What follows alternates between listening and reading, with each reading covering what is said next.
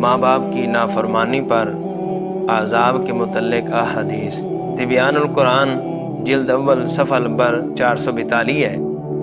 حافظ منذری بیان کرتے ہیں، امیر المومنین خلیفۃ المسلمین خلیفہ اول حضرت ابو بکر صدیق رضی اللہ عنہ سے روایت کرتے ہیں کہ رسول اللہ صلی اللہ تعالیٰ علیہ وآلہ وسلم نے ارشاد فرمایا، میں تمہیں سب سے بڑے گناہوں کے متعلق نہ بتاؤں؟ ہم نے کہا کیوں نہیں یا رسول اللہ صلی اللہ علیہ وسلم، آپ بتائیں۔ تو آپ نے ارشاد فرمایا کہ خدا کے ساتھ شریک کرنا یہ سب سے بڑا گناہ ہے۔ اور پھر آقا دو عالم صلی اللہ تعالیٰ علیہ وآلہ وسلم نے ارشاد فرمایا کہ ماں باپ کی نافرمانی کرنا، ماں باپ کا دل دکھانا، ماں باپ کو ستانا، ماں باپ کو رلانا یہ سب سے بڑا گناہ ہے۔ پھر آقا صلی اللہ علیہ وسلم ٹیک لگائے ہوئے تھے، بیٹھ گئے، اور پھر حضور علیہ السلام نے ارشاد فرمایا کہ جھوٹ بولنا بھی سب سے بڑا گناہ ہے۔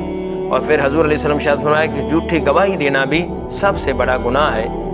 تو امیر المومنین خلیفۃ المسلمین حضرت ابو بکر صدیق رضی اللہ تعالیٰ فرماتے ہیں کہ پھر حضور علیہ السلام یہ بار بار فرماتے رہے کہ خدا کے ساتھ شریک کرنا یہ سب سے بڑا گناہ ہے، ماں باپ کی نافرمانی کرنا سب سے بڑا گناہ ہے، اور جھوٹ بولنا اور جھوٹی گواہی دینا یہ حضور بار بار فرماتے رہے، یہاں تک ہم نے کہا کہ کاش حضور علیہ السلام سکوت فرماتے ہیں۔ یہ بخاری، مسلم اور ترمذی۔ اور حدیث نمبر 2 حضرت عمر بن خطاب کے بیٹے حضرت عبداللہ بن عمر رضی اللہ عنہ سے روایت ہے۔ اس حدیث کو نسائی نے کہا کہ یہ حسن ہے، اور حاکم نے کہا کہ صحیح ہے، اور ابن حبان نے اپنی صحیح میں اس کا پہلا حصہ روایت کیا ہے۔ آپ فرماتے ہیں کہ حضور علیہ السلام نے ارشاد فرمایا کہ 3 آدمی ایسے ہیں کہ اللہ تعالیٰ قیامت کے دن ان کی طرف نظر رحمت نہیں فرمائے گا۔ ان میں ایک ماں باپ کا نافرمان ہے، اور عادی شراب کہ جو شراب پینے والا ہے، اور جو ماں باپ کی نافرمانی کرنے والا ہے۔ میرے محبوب علیہ السلام نے ارشاد فرمایا کل قیامت کے دن اللہ تعالیٰ ان کی طرف نظر رحمت نہیں فرمائے گا۔ نمبر 3 کوئی چیز دے کر احسان جتلانے والا۔ اور 3 آدمیوں کے بارے فرمایا کہ وہ جنت میں داخل نہیں ہوں گے۔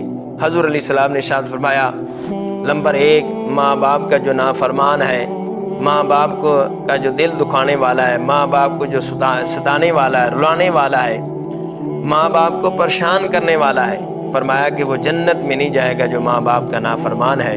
اور فرمایا کہ دیوس جو اپنی بیوی کی بدکاری پر علم کے باوجود خاموش رہنے والا، عورتوں کا دلال، میرے محبوب علیہ السلام نے فرمایا کہ وہ جنت میں نہیں جائے گا۔ اور نمبر 3 میرے محبوب علیہ السلام نے فرمایا کہ وہ عورت جو اپنے بال کٹا کر مردوں کی مشابہت کرے، فرمایا کہ وہ جنت میں نہیں جائے گی۔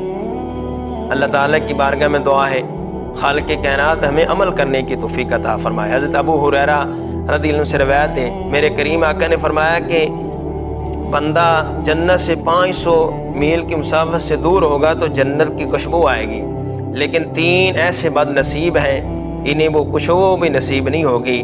میرے محبوب علیہ السلام نے ارشاد فرمایا اپنے کام کا احسان جتلانے والا، اور ماں باپ کا نافرمان، اور عادی شراب، فرمایا کہ یہ ایسے بد نصیب انسان ہیں ان کو وہ جنت کی خوشبو بھی نصیب نہیں ہوگی۔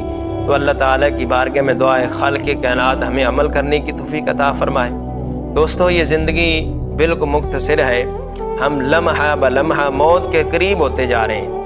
ہمیں آخرت کے بارے سوچنا چاہیے کہ کوئی بن گیا رونق پکھیاں دی، کوئی چھوڑتے شیش مال چلیا، کوئی پلیا ناس سے نخریاں وچ، کوئی گرم ریت تے تھل چلیا، کوئی بھول گیا مقصد آمندہ، کوئی کر کے مقصد حال چلیا، غلام فریدہ اتنے سب مسافر نہیں، کوئی اج چلیا کوئی کل چلیا۔ اللہ تعالیٰ کی بارگاہ میں دعا ہے کہ خالق کائنات ہم سب کو عمل کرنے کی توفیق عطا فرمائے۔ اللہ تعالیٰ اپنے فضل سے، اپنی رحمت سے ہمیں ماں باپ کا ادب، ماں باپ کی خدمت، حسن سلوک کرنے کی ہمیں توفیق عطا فرمائے۔ آمین ثم آمین۔